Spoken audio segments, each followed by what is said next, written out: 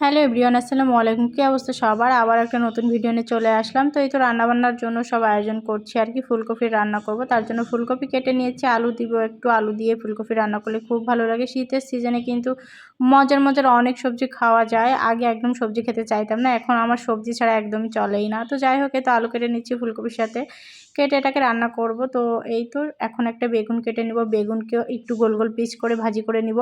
বেগুন ভাজি খেতেও কিন্তু ভীষণ মজা লাগে। এভাবে বেগুন ভাজি করে একদম গরম ভাতের সাথে খেতে আমার তো খুবই ভালো লাগে। তো বেগুনটা কেটে এখন আমি একটু রেখে দিচ্ছি। আর বেগুন ভাজার সময় অনেক সময় দেখা যায় অনেক বেশি তেল লাগে, তো এটাকে আমি আগে থেকে লবণ, হলুদ এবং মরিচের গুঁড়া দিয়ে মেখে 1 ঘন্টা মতো রেখে দিয়েছিলাম। আর 1 ঘন্টা মতো রেখে দেওয়ার ফলে কিন্তু অনেক কম তেলে এই বেগুন ভাজা হয়ে যায়। আর মেখে না রাখলে কিন্তু এতে অনেক বেশি তেল লাগে। তো যাই হোক, এই তো আমি বেগুন ভাজাটা করে নিয়েছি। বেগুন ভাজাটা এখন তুলে নিচ্ছি।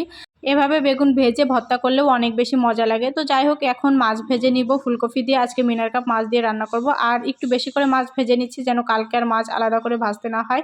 তো এই তো মাছগুলো সুন্দর মতো ভেজে নিয়ে তারপরে আমি ফুলকপি দিয়ে রান্না করব।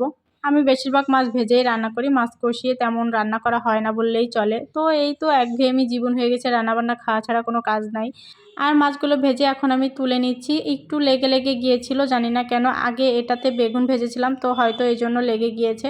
আগে থেকে একটু লেগে গেলে যদি লবণ দিয়ে দিতাম তাহলে হয়তো লাগতো না। তো যাই হোক, এই তো এখন মশলা কষিয়ে নিয়েছি, ফুলকপিগুলো দিয়ে দিচ্ছি। ফুলকপি রান্না করে নেব, আগে থেকেই মশলা সব দিয়ে একবারে কষিয়ে নিচ্ছি।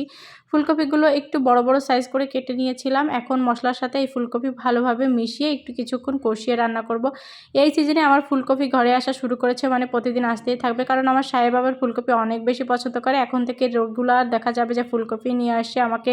অনেক ভিডিওতেই দেখবেন যে ফুলকপি রান্না করতেছি আর কি। তো যাই হোক, এই তো এখন মশলা কষে ঝোলের জন্য পানি দিয়ে দিয়েছিলাম। আর এখন মাছ দিয়ে দিচ্ছি, ভেজে রাখা মাছ, আর দিয়ে দিচ্ছি ধনেপাতা। আর এভাবেই ঢাকনা দিয়ে ঢেকে কিছুক্ষণ রান্না করে নিব। ব্যাস, এই তো হয়ে গিয়েছে আমার ফুলকপি রান্না। এখন অনেকগুলো প্লেট বাটি জমা হয়ে গিয়েছে, আর সেগুলোকে ক্লিন করবো। এই প্লেট বাটি ধোয়ার কাজটা আমার ভীষণ কষ্টের একটা কাজ মনে হয়। তো যাই হোক, আমি কিন্তু রান্না করার সময় অনেক বেশি প্লেট বাটি তলিয়ে ফেলি আর কি, নোংরা করে ফেলি। তো আমি জানি না কেন আমার এতগুলো প্লেট বাটি প্রয়োজন হয়।